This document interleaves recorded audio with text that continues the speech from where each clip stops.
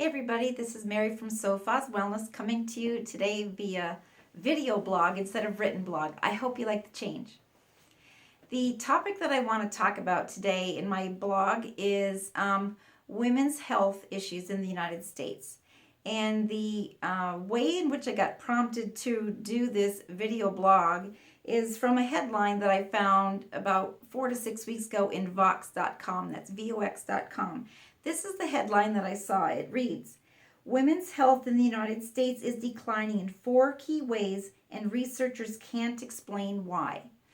The topic of women's health has been on my mind since I was 21 in nursing school and realized for the first time that women's health needs just are not being addressed, and they're still not being addressed. And I think they're worse in many ways. And this article continues to explain how women's health is declining in the United States. It's from a study from JAMA, which is the Journal of the American Medical Association. And in there, they said that 40% of American women are obese, and of that 40%, 10% are morbidly obese.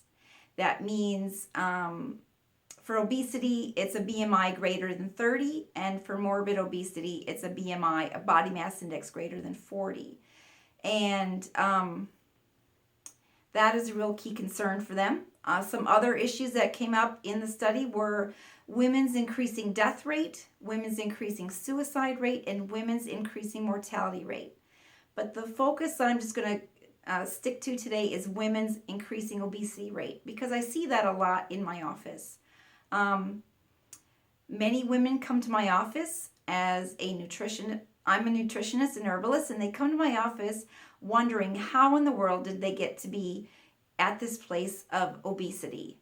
And they're perplexed and confused and want to find help. How do they deal with this?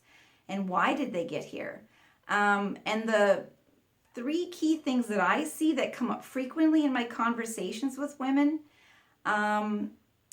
The first one that I typically will come across is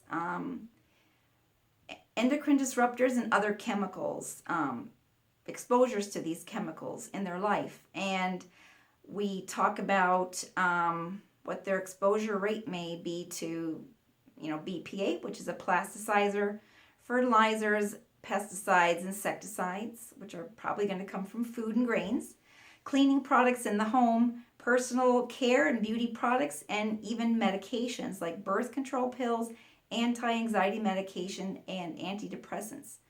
All of these substances are known to alter a woman's hormone level. Another key topic that I zero in on with women is food, the topic of food. I talk to them about their food knowledge and their skill in cooking. We talk about whether they eat organic or not, and if so, how long.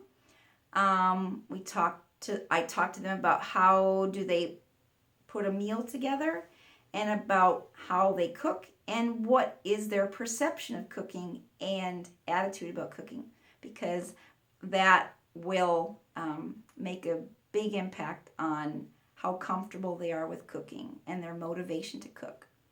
And the last area that I look at typically is hormone imbalances. Sometimes women will come to me with a set of labs that shows me that their hormones are indeed skewed. They're not in the optimal range. And sometimes women come to me without these lab values, so I have to get at this in a kind of a roundabout way. And the way I get to that is by talking about chronic stressors in their life. And for stressors, I talk about nutritional stressors, physiological stressors, and psychological stressors. Nutritional stressors are things like nutritional deficits or excesses. And when you have these in play, that leads to a change in physiology or how your cells and tissues and organs behave.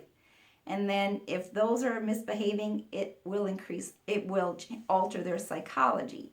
So, and anytime you have chronic stress in play, that is known to increase cortisol levels and other stress hormones, leading to obesity. So these are the three key areas that I zero in on at first. Any one or more of these put together can lead to obesity levels in women. I hope you found this information helpful. And if you're seeing this video other than on my blog page, which is sofaswellness.com, please go there and leave a comment. I'd love to hear what you think about this new format that I'm using, video, and I'd love to hear from you what key risk factors you think are really at play when it comes to women and obesity.